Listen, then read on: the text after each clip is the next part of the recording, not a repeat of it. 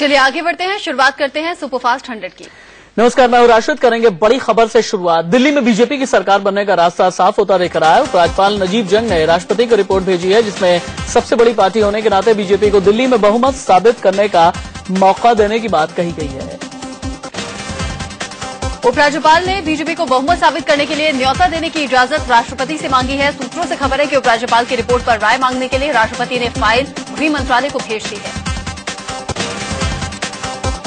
सूत्रों से खबर है कि उपराज्यपाल की रिपोर्ट को लेकर आज गृह मंत्रालय में विचार हो सकता है और इस पर मुहर भी लग सकती है। ऐसे में बीजेपी दिल्ली में सरकार बनाने के पक्ष में है और बीजेपी के कई विधायक फिर से चुनाव में जाने के हक में नहीं दिख रहे। दिल्ली विधानसभा में मौजूदा आंकड़ा 67 है। बीजेपी के 29, आम आदमी पार्टी के 27 और कांग्रेस के 8 विधायक हैं। 3 अन्य विधायक हैं। आपसे निकाले गए विनोद कुमार बिन्नी, निर्दलीय रामबीर शौकीन और जेडीयू विधायक शोएब इकबाल। दरअसल अकाली दल के एक विधायक समेत बीजेपी के पास कुल 32 विधायक थे। 8 विधायक हैं। 3 अन्य विधायक हैं। आपसे निकाले गए विनोद कुमार बिन्नी, निर्दलीय रामबीर शौकीन और जेडीयू विधायक शोएब इकबाल। दरअसल अकाली दल के एक विधायक समेत बीजेपी के पास कुल 32 विधायक थे, लेकिन 3 विधायक हर्षवर्धन, रमेश बिधूड़ी और प्रवेश वर्मा सांसद बन चुके हैं। इसलिए मौजूदा समय में बीजेपी के पास कुल 29 विधायक ही हैं। दिल्ली विधानसभा में 67 विधायक होने के चलते बहुमत के लिए 34 की जरूरत होगी। बीजेपी के पास 29 हैं, उसे कम से कम 5 और विधायकों की जरूरत होगी। बीजेपी की नजर निर्दलीय और अन्य विधायकों पर है। जेडीयू विधायक शोएब इकबाल बीजेपी के साथ शायद ही जाएं, तो वहीं आम आदमी पार्टी से निष्कासित विनोद कुमार बिन्नी बीजेपी को समर्थन दे सकते हैं। निर्दलीय रामबीर शौकीन तो समर्थन को तैयार ही हैं, फिर भी बीजेपी को बहुमत का आंकड़ा पूरा होता नहीं दिखता। दिल्ली प्रदेश बीजेपी के अध्यक्ष सतीश उपाध्याय ने कहा कि जब उपराज्यपाल से निमंत्रण मिलेगा तो सरकार बनाने के बारे में विचार करेंगे। हमने कभी क्लेम नहीं किया कि हम सरकार बनाना चाहते हैं। नंबर हमारे पास कम है। हमारे पास कोई अगर इसके बारे में निमंत्रण आएगा तो इसका क्रिटिकल एनालिसिस हम करेंगे और उसके बारे में सोचेंगे कि हम सरकार बना सकते हैं, नहीं बना सकते, या हमारी पोजीशन क्या है। निर्दलीय विधायक रामबीर शौकीन ने बीजेपी को समर्थन का ऐलान किया है। उन्होंने कहा कि पीएम नरेंद्र मोदी उन्हें जैसे ही कहेंगे वो समर्थन दे देंगे। राष्ट्रपति जी को तो बहुत अच्छी बात है, बीजेपी को सरकार बना लेनी चाहिए। मेरा तो 8 दिसंबर को रिजल्ट आया था, जब विधायक बनके मैं आया था। उसी दिन मैंने इंटरव्यू में बोल दिया था कि मोदी साहब जो भी मुझे आदेश देंगे वो मुझे मंजूर होगा। जेडीयू विधायक शोएब इकबाल का कहना है कि बीजेपी को सरकार बनाने का न्योता नहीं मिलना चाहिए। उन्होंने ये भी कहा कि वो चाहे तो आम आदमी पार्टी और कांग्रेस की सरकार बना सकते हैं। बुलाकर अगर जो बाकायदा उनको न्योता देते हैं तो वो गलत बात है, क्योंकि बहुमत जो है कांग्रेस और आम आदमी पार्टी और हम मिलकर जो है सरकार का बहुमत करा सकते हैं। आम आदमी पार्टी के नेता मनीष सिसोदिया ने आरोप लगाया कि बीजेपी विधायकों को खरीद फरोख्त करके सरकार बनाने की तैयारी में है। अगर 20-20 करोड़ में विधायक बिकेंगे, क्योंकि बिना विधायकों के बिके तो सरकार बनना संभव नहीं है। और अगर 20-20 करोड़ में विधायक खरीद के सरकार बनाई जाएगी तो वो दिल्ली के लिए ईमानदारी से काम करेगी, दिल्ली वालों को लूट के खा जाएगी वो सरकार। आम आदमी पार्टी ने नेता आशुतोष ने ट्वीट कर लिखा है कि बीजेपी ने दिसंबर में ही लिखित तौर पर सरकार बनाने से मना कर दिया था। ऐसे में बीजेपी को फिर से सरकार बनाने के लिए बुलाना संविधान के साथ बलात्कार जैसा होगा। आशुतोष ने अपने ट्वीट में लिखा कि बहुमत का आंकड़ा साबित किए बगैर किसी भी पार्टी को सरकार बनाने की इजाजत नहीं मिलनी चाहिए। राष्ट्रपति से हम गुजारिश करेंगे कि दिल्ली विधानसभा को हॉर्स ट्रेडिंग का फ्लोर नहीं बनने दिया जाए। कांग्रेस नेता मुकेश शर्मा ने कहा कि बीजेपी को चोर दरवाजे से सरकार बनाने का मौका नहीं मिलना चाहिए। कांग्रेस ने मांग की है कि दिल्ली में जल्द से जल्द चुनाव हो। भारतीय जनता पार्टी को किसी कीमत पर भी चोर दरवाजे से सरकार बनाने का न्योता नहीं मिलना चाहिए। ये लोकतंत्र का तकाजा है कि दिल्ली में किसी दल को बहुमत नहीं है। दिल्ली में चुनाव होकर नई दिल्ली को निर्वाचित सरकार मिले। आज शिक्षक दिवस के मौके पर प्रधानमंत्री नरेंद्र मोदी देश भर के स्कूली छात्रों को संबोधित करेंगे। उनका भाषण देश भर के 18 लाख स्कूलों में लाइव दिखाया और सुनाया जाएगा। ऐसा पहली बार है जब टीचर्स डे पर कोई पीएम स्कूली बच्चों को संबोधित करेगा। पीएम नरेंद्र मोदी का भाषण दोपहर 3 बजे से करीब शुरू होगा। वो दिल्ली के मानेकशॉ ऑडिटोरियम में मौजूद रहेंगे और कार्यक्रम पौने 2 घंटे तक चलेगा। इस दौरान वीडियो कॉन्फ्रेंसिंग के जरिए छात्र पीएम से सवाल जवाब भी कर सकेंगे। पीएम नरेंद्र मोदी के संबोधन के लिए खास व्यवस्था की गई है। मोदी का भाषण दूरदर्शन के सभी चैनल्स पर लाइव दिखाया जाएगा। साथ ही इंटरनेट के जरिए भी मोदी को सुना जा सकता है। भाषण को बाद में यूट्यूब पर अपलोड भी किया जाएगा। देश भर के स्कूलों में पीएम नरेंद्र मोदी का भाषण दिखाने और सुनाने के लिए प्रोजेक्टर, एलसीडी का इंतजाम किया गया है। कई स्कूलों में टीचर्स खुद अपने घर से टीवी लेकर आने वाले हैं, तो कई स्कूलों में टीवी का इंतजाम होना मुमकिन नहीं लग रहा। पीएम के संबोधन से पहले अरविंद केजरीवाल ने ट्वीट करके कहा है कि कॉन्ट्रैक्ट पर काम कर रहे शिक्षकों की हालत बेहद खराब है। मैं पीएम नरेंद्र मोदी से गुजारिश करूंगा कि वो टीचर्स डे के मौके पर इन शिक्षकों को नियमित करने का ऐलान करें। टीचर्स डे के मौके पर पीएम नरेंद्र मोदी के भाषण को स्कूलों में सुनाने के लिए मानव संसाधन मंत्रालय की तरफ से सर्कुलर जारी किया गया था, जिस पर कई राज्य सरकारों और विपक्षी पार्टियों ने आपत्ति भी जताई थी। उधर यूपी के स्कूलों में पीएम नरेंद्र मोदी का भाषण सुनाने के लिए अखिलेश सरकार ने अपना अलग इंतजाम किया है। मोदी का भाषण सुनाने से पहले यूपी सरकार स्कूली बच्चों को अपनी सरकार की उपलब्धियों के बारे में बताएगी। कल बीजेपी अध्यक्ष अमित शाह ने शिवसेना प्रमुख उद्धव ठाकरे से मुलाकात की। उद्धव के घर मातोश्री में मुलाकात काफी देर तक चली। माना जा रहा है कि इस बैठक में विधानसभा चुनाव और सीटों के बंटवारे पर बातचीत हुई।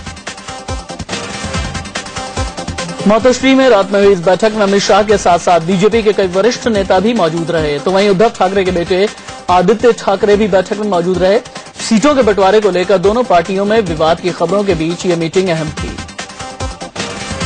हालांकि बीजेपी का दावा है कि उद्धव से मुलाकात में सीटों के तालमेल पर कोई चर्चा नहीं हुई। बैठक में मौजूद रहे बीजेपी नेता राजीव प्रताप रूढ़ी ने कहा कि ये बस एक औपचारिक मुलाकात थी।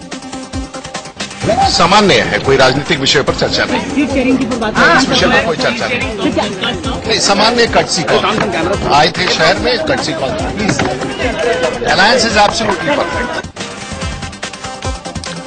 इससे पहले कल बीजेपी अध्यक्ष अमित शाह ने मुंबई दौरे के पहले दिन महाराष्ट्र बीजेपी नेताओं और कार्यकर्ताओं से मुलाकात की। अमित शाह ने सूबे में चुनाव के लिए नया नारा दिया, छत्रपति का आशीर्वाद, चलो चलें मोदी के साथ। मुंबई पहुंचने पर कल बीजेपी अध्यक्ष अमित शाह का जोरदार स्वागत हुआ। इस दौरान उन्होंने कहा कि राज्य में अगली सरकार बीजेपी शिवसेना गठबंधन की ही बनेगी। आने वाले दिनों में महाराष्ट्र में फिर से एक बार भारतीय जनता पार्टी गठबंधन की सरकार बने, इसके लिए हम लोग आगे बढ़ेंगे। बीजेपी अध्यक्ष बनने के बाद पहली बार मुंबई पहुंचे अमित शाह ने शिवसेना सुप्रीमो बाल ठाकरे को श्रद्धांजलि दी। अमित शाह ने महाराष्ट्र की धरती को बाल ठाकरे की धरती बताया। कल अमित शाह ने बीजेपी सांसद पूनम महाजन के घर जाकर मुलाकात की। पूनम बीजेपी के कद्दावर दिवंगत नेता प्रमोद महाजन की बेटी हैं। अमित शाह ने गोपीनाथ मुंडे के परिवार से भी मुलाकात की। कांग्रेस उपाध्यक्ष राहुल गांधी का अमेठी दौरे का आज दूसरा और आखिरी दिन है। राहुल मुंशीगंज में जनता दरबार लगाने वाले हैं। यहां वो लोगों की समस्याओं से रूबरू होंगे और पार्टी कार्यकर्ताओं से भी मुलाकात करेंगे। इसके बाद राहुल गांधी मुसाफिर खाना में एक इंटर कॉलेज में भी जाएंगे। वहां वो शिक्षक दिवस के मौके पर टीचर्स को सम्मानित करेंगे। फिर वो स्वतंत्रता सेनानी राजाराम के परिजनों से भी मुलाकात करेंगे, जिसके बाद वो लखनऊ के लिए रवाना हो जाएंगे। इससे पहले कल अपने संसदीय क्षेत्र अमेठी के दौरे में राहुल गांधी ने प्रधानमंत्री नरेंद्र मोदी पर सबसे बड़ा हमला बोला। अमेठी में राहुल ने कहा कि देश में बिजली पानी की समस्या है और पीएम जापान में ढोल बजा रहे हैं। जापान में ढोलक बजा रहे हैं और यहाँ पे बिजली नहीं है, यहाँ पे पानी नहीं है, यहाँ पे सड़क नहीं है, यहाँ पे सब्जी के दाम ऊपर बढ़ते जा रहे हैं। अमेठी दौरे पर गए राहुल गांधी ने पीएम नरेंद्र मोदी पर जमकर निशाना साधा। उन्होंने कहा कि मोदी ने हिंदुस्तान बदलने का वादा किया था, लेकिन सारी समस्याएं जस की तस हैं। कुछ महीने पहले यहाँ हमारी नई सरकार आई है और बड़े वायदे किए थे उन्होंने, हिंदुस्तान को बदलने के वायदे, बिजली के वायदे, पानी के वायदे, दाम कम करने के वायदे। तो जो वायदे इन्होंने किए हैं उनको वो पूरा तो करें, शुरू तो करें। राहुल गांधी ने यह भी कहा कि मोदी सरकार को 100 दिन पूरे हो गए हैं, लेकिन अभी तक सिर्फ भाषणबाजी ही चल रही है। उन्होंने पूछा कि आखिर रिजल्ट कब दिखेगा। 100 दिन हो गए हैं, सब्जी के दाम आप लोग जानते हैं, बिजली की समस्या आपको दिखाई दे रही है, शुरुआत भी नहीं हुई है, बड़े बड़े भाषण हो रहे हैं मगर कोई रिजल्ट नहीं दिखाई दे रहा है और जनता को भी ये लग रहा है। पीएम पर राहुल गांधी के इस निशाने से बीजेपी भड़क उठी है। बीजेपी प्रवक्ता नलिन कोहली ने कहा कि पीएम ने ड्रम बजाया तो संसद में सोने वाले राहुल गांधी का बाजा क्यों बज गया। प्रधानमंत्री जी अपनी यात्रा में अगर एक ढोल बजाते हैं तो यहाँ कांग्रेस पार्टी या राहुल गांधी जी का बाजा क्यों बज रहा है? और बिजली को लेके जो वो चिंता जता रहे हैं, इसके लिए सोचना चाहिए ना, जैसे वो संसद में सो रहे थे वैसे ही देश में सरकार जो है सो गई थी। राहुल गांधी जब कल अमेठी में घूम रहे थे तो लोगों ने उनके सामने बिजली का रोना रोया। इन लोगों ने कहा कि हर रोज 3 से 4 घंटे बिजली की कटौती होती रहती है। बहुत ज्यादा समस्या है यहाँ पर, बिजली का और 2-3-4 घंटे आती है, बहुत ज्यादा जाता है। राहुल गांधी ने कहा कि वो अमेठी में बिजली की समस्या के बारे में जानते हैं। उन्होंने कहा कि सीएम अखिलेश यादव को चिट्ठी लिखी है, अब देखें क्या होता है। मैंने चीफ मिनिस्टर जी को चिट्ठी लिखी है जी, बहुत ज्यादा देखते हैं राहुल जी। भारत पाक रिश्तों में कड़वाहट दूर करने के लिए पाकिस्तान ने आम का सहारा लिया है। पाक पीएम नवाज शरीफ ने प्रधानमंत्री नरेंद्र मोदी को आम भेजे हैं। राजनयिक के जरिए ये आम प्रधानमंत्री मोदी तक पहुंचाए गए हैं। हाल ही में भारत ने पाकिस्तान से बातचीत बंद करने का फैसला किया था। लगातार सीजफायर तोड़ने और दिल्ली में पाकिस्तानी उच्चायुक्त अब्दुल बासित के हुर्रियत नेताओं से मिलने के बाद भारत ने दोनों देशों के बीच में सचिव स्तर की बातचीत रोक दी थी। खबर है कि मैंगो डिप्लोमेसी के जरिए शरीफ इसी महीने न्यूयॉर्क में होने वाली यूएन जनरल असेंबली की मीटिंग के दौरान मोदी से मुलाकात की जमीन तैयार करना चाहते हैं। इस महीने के अंत में पीएम मोदी को अमेरिका जाना है। ऑस्ट्रेलिया के पीएम टोनी अबॉट भारत के 2 दिन के दौरे पर हैं। पीएम मोदी आज ऑस्ट्रेलियन पीएम से अहम मीटिंग करने वाले हैं। इस मीटिंग में दोनों देशों के बीच में परमाणु करार हो सकता है। साथ ही रणनीतिक संबंधों और द्विपक्षीय कारोबार को मजबूत करने पर बातचीत हो सकती है। पीएम मोदी से होने वाली मीटिंग से पहले ऑस्ट्रेलियाई पीएम टोनी अबॉट ने विदेश मंत्री सुषमा स्वराज के साथ मीटिंग की। दोनों के बीच अहम द्विपक्षीय मुद्दों पर बातचीत हुई। इससे पहले आज सुबह ऑस्ट्रेलिया के पीएम टोनी अबॉट के लिए राष्ट्रपति भवन में खास स्वागत समारोह रखा गया। पीएम नरेंद्र मोदी खुद टोनी अबॉट की अगवानी के लिए पहुंचे। इससे पहले राष्ट्रपति भवन परिसर में ऑस्ट्रेलिया के पीएम टोनी अबॉट को गार्ड ऑफ ऑनर से नवाजा गया। गार्ड ऑफ ऑनर का सिलसिला पूरे होने के बाद टोनी अबॉट एक एक करके दूसरे नेताओं से भी मिले। ऑस्ट्रेलिया के PM Tony Abbott India Gate भी पहुंचे। यहां उन्होंने अमर जवान ज्योति पर शहीदों को श्रद्धांजलि दी।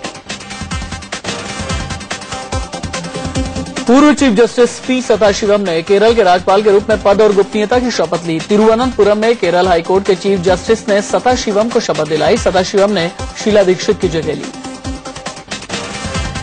दिल्ली पुलिस ने शाहजहां के विधायक जितेंद्र सिंह शंटी पर गोली चलाने वाले आरोपी का स्केच जारी कर दिया है। विधायक शंटी पर 3 सितंबर की सुबह उनके घर के बाहर हमला हुआ था। दिल्ली के वेलकम इलाके में एक लड़की की चाकुओं से गोद कर हत्या कर दी गई। बदमाशों ने घर में घुसकर लड़की को मौत के घाट उतारा। बीच बचाव में आई लड़की की मां पर भी हमला किया गया, जिससे वो गंभीर रूप से जख्मी हो गई। इससे पहले वेलकम इलाके में ही एक शख्स की चाकू से गोदकर हत्या कर दी गई। घरवालों ने ससुराल वालों पर हत्या का आरोप लगाया। बताया जा रहा है कि गाने की आवाज धीमी करने को लेकर विवाद हुआ था। दिल्ली के सीमापुरी इलाके में रेहड़ी से आम उठाने पर एक बच्चे की पीट कर हत्या कर दी गई। गुरुवार की रात करीब 8 बजे 14 साल के शेख सहदुल ने एक रेहड़ी से आम उठा लिया। इसके बाद रेहड़ी वालों ने उसे पीट कर मौत के घाट उतार दिया। मासूम की हत्या के बाद पूरे इलाके में तनाव पसर गया। लोगों के गुस्से को देखते हुए भारी संख्या में पुलिस बल तैनात किया गया है। दिल्ली के मानसरोवर पार्क इलाके में निर्माणाधीन इमारत में एक महिला की लाश मिलने से हड़कंप मच गया। पुलिस रेप की कोशिश के दौरान हत्या का शक जता रही है। दिल्ली के वसंत विहार इलाके में एक नाबालिग लड़के पर 5 साल की मासूम से रेप का आरोप लगा है। बच्चे के चिल्लाने पर उसकी मां जब मौके पर पहुंची तो आरोपी धक्का देकर फरार हो गया। आरोपी नाबालिग है और पीड़ित बच्ची का रिश्तेदार भी। गुरुवार की रात उसने वारदात को अंजाम दिया।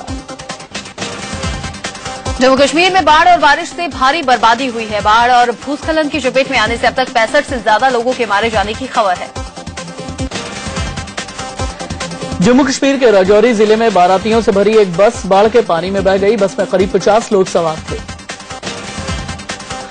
बाढ़ से पुंछ जिला बुरी तरह से प्रभावित हुआ है। यहां 10 लोगों के मारे जाने की खबर है तो वहीं कई लोग लापता बताए जा रहे हैं। पुंछ में आलम यह है कि सड़कों पर 4 से 5 फीट तक पानी भर गया है, जिसमें गाड़ियां तक डूब गई। जम्मू के कई हिस्सों में बारिश, बाढ़ और भूस्खलन ने भारी तबाही मचाई है। कई हिस्सों में बादल फटने से भयंकर बाढ़ आई। दर्जनों गांव इसकी चपेट में आ गए। जम्मू के अखनूर में बाढ़ से हाहाकार मचा हुआ है। चिनाब नदी के पास के इलाकों में बाढ़ का पानी घुस गया है। लगातार हो रही बारिश के चलते जम्मू में चिनाब नदी का जलस्तर बढ़ गया। नदी में पानी बढ़ जाने से तटीय इलाके बुरी तरह से प्रभावित हुए हैं।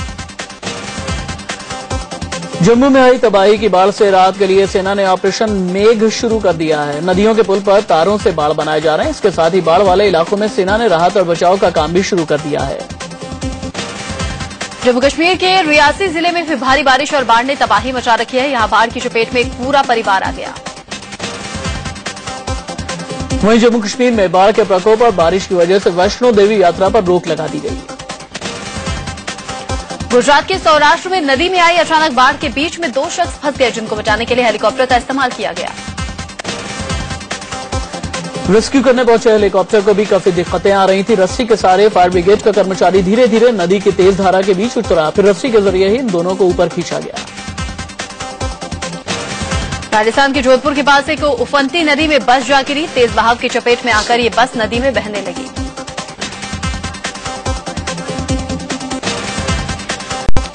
लव जिहाद का राग छेड़ना और विवादित बयान देना बीजेपी को भारी पड़ सकता है। हाईकोर्ट के लखनऊ बेंच ने केंद्र सरकार और चुनाव आयोग से जवाब मांगा है कि केंद्रीय मंत्री कलराज मिश्र और योगी आदित्यनाथ पर क्या कार्रवाई हुई।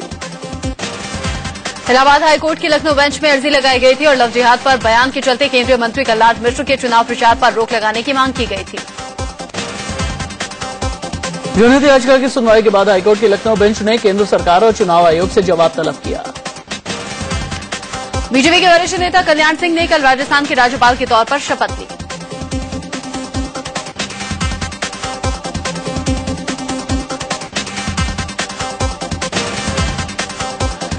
पूरी तरह देश में बने गश्ती पोत आईएनएस सुमित्रा को भारतीय नौसेना में शामिल कर लिया गया है। मोदी सरकार ने केंद्रीय कर्मचारियों को बड़ा तोहफा दिया है। सरकार ने महंगाई भत्ता 100% बढ़ाकर 107% कर दिया है। निठारी कांड के दोषी सुरेंद्र कोहली को गाजियाबाद से मेरठ जेल में शिफ्ट कर दिया गया। मेरठ जेल में उसे हाई सिक्योरिटी वाले बैरक में रखा गया। राज्य के चर्चित तारा शाहदेव लव जिहाद केस के आरोपी रंजीत सिंह कोहली उर्फ रकीबुल हसन को न्यायिक हिरासत में जेल भेज दिया गया। रांची पुलिस ने तारा शाहदेव के पति रंजीत की 3 दिनों के लिए 2 बार रिमांड में लिया था और पूछताछ की थी। कन्नड़ अभिनेत्री से रेप के मामले में रेल मंत्री सदानंद गौड़ा के बेटे कार्तिक गौड़ा के खिलाफ अरेस्ट वारंट जारी किया गया है। बदायूं के चर्चित गैंगरेप मर्डर केस में 3 आरोपियों को जमानत मिल गई है। सीबीआई ने इस केस में चार्जशीट दाखिल नहीं की थी। पश्चिम बंगाल के मालदा में टीएमसी और कांग्रेस कार्यकर्ताओं के बीच में जमकर झड़प हो गई। मालदा के कालीकोच इलाके में हुए इस हंगामे के बाद चारों ओर अफरा तफरी मच गई। बिहार के दरभंगा में लोगों ने एक शख्स की जमकर धुनाई कर दी। यूपी के मिर्जापुर में कोतवाली परिसर के अंदर बने महिला थाने में एक दारोगा शराब पीते कैमरे पर पकड़े गए। इस पुलिस वाले ने जैसे ही कैमरा देखा तो वो ड्रॉप में आ गया। कैमरे में शराब पीते कैद होने के बाद भड़के दारोगा ने कैमरा छीनने की कोशिश भी की। यूपी के इटावा में बीएससी के एक छात्रा को अगवा करने का मामला सामने आया है। छात्रा कॉलेज से लौट रही थी, उसी वक्त कुछ लोगों ने उसे किडनैप कर लिया।